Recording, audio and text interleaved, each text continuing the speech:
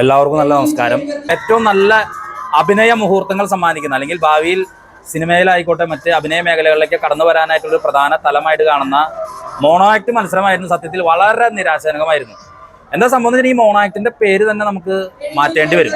YouTube act എന്ന് ആക്കേണ്ടി വരും. YouTube act, അതായത് UP section, high school section, higher secondary section, ഈ സെക്ഷനുകളിലൊക്കെ തന്നെ മത്സരങ്ങൾ കണ്ടു കഴിയുമ്പോൾ യൂട്യൂബിൽ നിന്ന് നേരിട്ട് തീമുകൾ എടുത്ത് അതൊരു പൊളിവും കൂടാതെ അങ്ങനെ തന്നെ അവതരിപ്പിക്കുന്ന ഒരു ശൈലി പലപ്പോഴും പതിറ്റാണ്ടുകൾക്ക് മുൻപ് കളിച്ച് മതിയായി ഒരുവിധം ഓടിക്കഴിഞ്ഞ തീമുകൾ, അതായത് ഈ പട്ടുപാവാട പോലുള്ള തീമുകളൊക്കെ ശരിക്കും പറഞ്ഞു കഴിഞ്ഞാൽ 10-20 വർഷങ്ങൾക്ക് മുൻപ് തന്നെ കളിച്ച് അവസാനിപ്പിച്ചിട്ടുള്ള. പിന്നെ ഈ ആത്മഹത്യ, മിക്കവാറും ഈ മോണാക്ടിനെ ആത്മഹത്യാ കുരുക്കില് തൂക്കിയിടേണ്ട സ്ഥിതി വന്നു. എല്ലാം ഈ ദുരന്തപൂർണമായിട്ടുള്ള തീമുകളായിരുന്നു, ദുഃഖപര്യവസാനിക്കുന്ന തീമുകൾ. കുട്ടികളുടെ സർഗാത്മക വാസനകൾ എടുത്തുകൊണ്ട് നല്ല തീമുകൾ പഠിപ്പിക്കാനായിട്ടുള്ള അധ്യാപകരുടെ ക്ഷാമമാണോ എന്ന് സംശയമുണ്ട്. ഈ യൂട്യൂബിൽ നിന്നും പരിധിയെടുത്ത് അത് അങ്ങനെ തന്നെ അവതരിപ്പിക്കുക എന്നുള്ളൊരു തലമായിരുന്നു. കുട്ടികളുടെ സർഗാത്മകവാസം ഒന്നും തന്നെ വന്നിട്ടില്ല. ഈ തീമുകൾ കണ്ടു കഴിഞ്ഞാൽ പലപ്പോഴും ആവർത്തന വിരസമായിട്ടുള്ള തീമുകളായിരുന്നു. ജഡ്ജസ് ഓരോ മത്സരം കഴിയുമ്പോഴും ഇത് തന്നെ ആവർത്തിക്കണമോ, ഈ അഭിപ്രായങ്ങൾ, ഒരു അഭിപ്രായം തന്നെ വീണ്ടും വീണ്ടും അഭിപ്രായം വീണ്ടും വീണ്ടും പറയണമെന്നുള്ള ഒരു ആശങ്കയിലായിരുന്നു. കാരണം എല്ലാ മത്സരങ്ങളും ഹയർ സെക്കൻഡറി വിഭാഗത്തിൽ കുറച്ചും കൂടി നന്നായി ശേഷിയുള്ള, നന്നായി അഭിനയപാഠമുള്ള കുട്ടികളുണ്ടായിരുന്നു. പക്ഷെ അതൊക്കെ തീമുകൾ എന്ന് പറഞ്ഞിട്ടുണ്ടെങ്കിൽ നമുക്ക് വിഷമം തോന്നുന്നു. ഇങ്ങനെയാണോ ഈ മോണാക്ട് മത്സരത്തിൽ പ്രിപ്പയർ ചെയ്ത് പറഞ്ഞതെന്ന് തോന്നി. അതുപോലെ UP സെക്ഷനായിരുന്നു കുറച്ച് വെറൈറ്റി ആയിട്ടുള്ള തീമുകൾ ഉണ്ടായത്. അതിൽ ഒരു കുട്ടി വിവിധ ആപ്പുകളുടെ ഒരു സംഭവം കാണിച്ചു. പക്ഷെ അതൊരു മോണാക്ടിനോട് ചേർന്നുള്ള രീതിയിലേക്ക് എത്താനായിട്ട് ഒരു ഉണ്ടായിരുന്നു. അതുപോലെ വ്യത്യസ്തമായ തീമുകൾ UP വിഭാഗത്തിൽ ഉണ്ടായിരുന്നു. പക്ഷെ അതിലും ഈ പറഞ്ഞ മാതിരി തന്നെ യൂട്യൂബ് തരംഗമായിരുന്നു. ഹൈസ്കൂൾ പിന്നെ നോക്കണ്ട, ഒക്കെ യൂട്യൂബ്, അതും ആവർത്തന വിരസമായിട്ടുള്ള സംഗതികൾ. പലപ്പോഴും ഇത് കണ്ടിരിക്കാനായിട്ട് വളരെയധികം ബുദ്ധിമുട്ടായിരിക്കുന്ന ഒരു സ്ഥിതിയായിരുന്നു, ഇതൊക്കെ കണ്ടിരിക്കാനായിട്ടുള്ള ഒരു സ്ഥിതി. അപ്പൊ അതുകൊണ്ട് തന്നെ ശരിക്കും പറഞ്ഞാൽ ഈ ഉപജില്ലാ കലോത്സവത്തിലെ ഏറ്റവും നിരാശാജനകമായിട്ടുള്ള ഒരു മത്സരമായിട്ട് മാറി ഈ മോണാക്ട് മത്സരം. തീർച്ചയായിട്ടും ഇത്തരം മത്സരങ്ങൾ കുട്ടികളുടെ സർഗവാസനകൾ കൂടി കോർത്തിണക്കിക്കൊണ്ട് നല്ല തീമുകൾ, അതായത് നമ്മുടെ കാലിക പ്രസക്തമായിട്ടുള്ള തീമുകൾ എടുത്തുകൊണ്ട് ആ തീമുകൾ വെച്ച് പഠിപ്പിക്കാനായിട്ടുള്ള ശ്രമം. ഇപ്പൊ കഴിഞ്ഞ വർഷം നമ്മുടെ ബോയ്സ് സ്കൂളിൽ പഠിച്ച ദേവിക ബാജു ഒക്കെ ചെയ്ത തീമുകൾ വിവിധ തലങ്ങളിലൂടെ നമുക്ക് ഈ മോണാക്ട് എന്ന് പറഞ്ഞിട്ടുണ്ടെങ്കിൽ കുറച്ച് സമയം കൊണ്ട് വിവിധ തീമുകൾ അവതരിപ്പിക്കുന്ന, വിവിധ രസങ്ങൾ അവതരിപ്പിക്കുന്ന ഒരു മനോഹരമായിട്ടുള്ള ഒരു സംഭവമാണ്. പക്ഷെ ചാലക്കുടി ഉപജില്ലാ കലോത്സവത്തിലെ മോണാക്ട് മത്സരം തീരെ നിലവാരം കുറഞ്ഞതായിരുന്നു. കഴിവുള്ള കുട്ടികളുണ്ട്, പക്ഷെ അവതരിപ്പിച്ച തീമുകളൊക്കെ തന്നെ ഈ മരണവും ദുരന്തപൂർവമായിട്ടുള്ള സംഭവങ്ങളായിരുന്നു.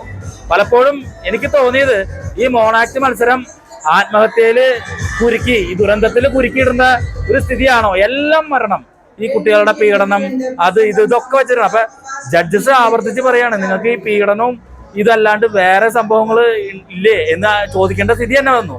അടുത്ത തവണയെങ്കിലും ഇത് അധ്യാപകർ ശ്രദ്ധിക്കണം, കുട്ടികൾ ശ്രദ്ധിക്കണം, മത്സരാർത്ഥികൾ ശ്രദ്ധിക്കണം എന്ന് മാത്രമാണ് പറയാനുള്ളത്.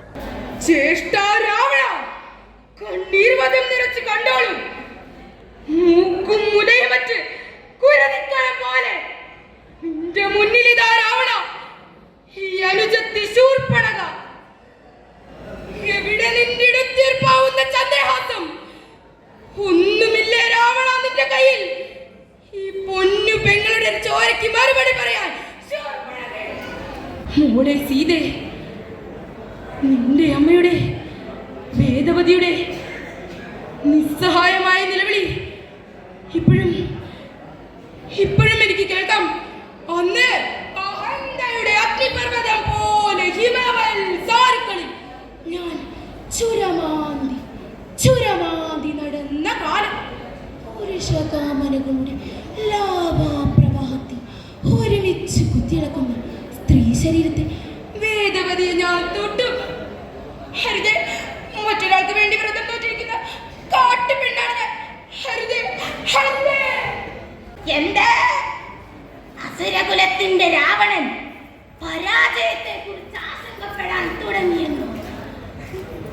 രാവണ, നിന്റെ പ്രിയപുത്രൻ മേഘനാഥൻ പടക്കളത്തിൽ മറുകൈ തുണയില്ലാതെ നിൽക്കുമ്പോൾ നിനക്ക് പിന്മടങ്ങുവാനാകുമോ രാവണ?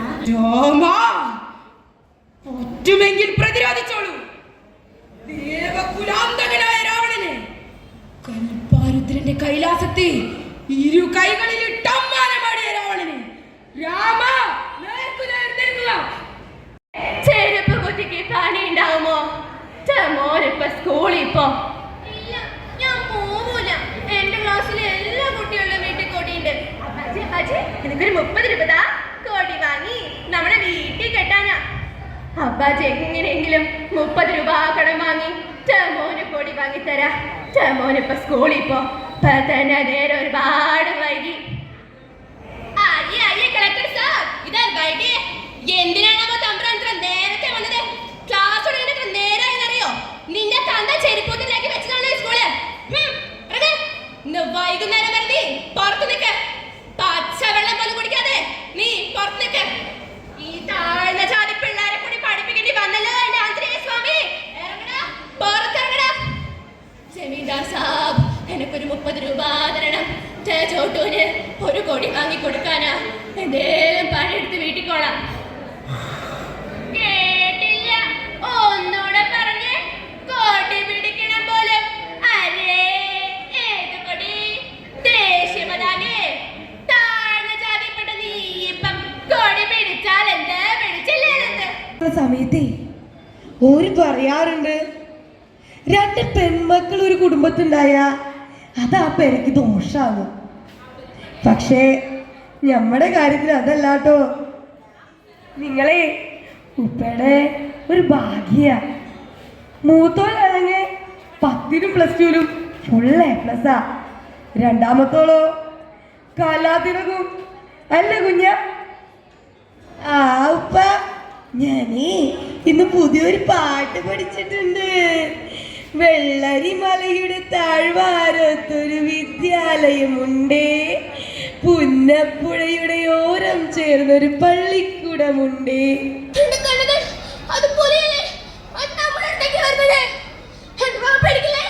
അതൊന്നും ചെയ്യില്ല. നമുക്ക് മിണ്ടല്ലേ, അത് പാവ. അത് പോയി, അത് പോയില്ലേ ചേച്ചിയെ? അതിനറിയായിരിക്കൂലേ നമ്മൾ അച്ഛനമ്മയില്ലാത്ത കുട്ടികളാണെന്ന്. ഇന്നലെ ഞാൻ പടർന്ന കഴുത്തിൽ ചാരിയിരിക്കുമ്പോൾ എന്തോ ഒന്ന് ചെവിയിൽ മുട്ടുന്നു. നോക്കുമ്പോൾ ഒരു കരുനാടൻ നാഗം. അയ്യോ, പക്ഷെ ഒന്നും ചെയ്തില്ല. ഈ കാട്ടിലുള്ളവരൊക്കെ പാവങ്ങളാണല്ലേ? അതേ മോനെ, പാവങ്ങളാ. പക്ഷേ 4 ആഴ്ചകളായില്ലേ കത്തിയമർന്ന വിമാനം. നമ്മുടെ അമ്മ 3 കുട്ടികൾക്കൊപ്പം അവരുടെ ഈ 13 വയസ്സുകാരിയായ ചേച്ചിയും എങ്ങനെ രക്ഷപ്പെടാ? എങ്ങനെ രക്ഷപ്പെടാ? മേഡം, ഞങ്ങളെ വിശ്വസിക്കണം. നിങ്ങളുടെ 3 കൊച്ചുമക്കളും ഈ കല്ല് സുരക്ഷിതരാണ്. നിങ്ങളുടെ ശബ്ദം കേട്ടാൽ അവർ തീർച്ചയായും പ്രതികരിക്കും. ഈ മൈക്കിലൂടെ ഉച്ചത്തിൽ വിളിക്കൂ.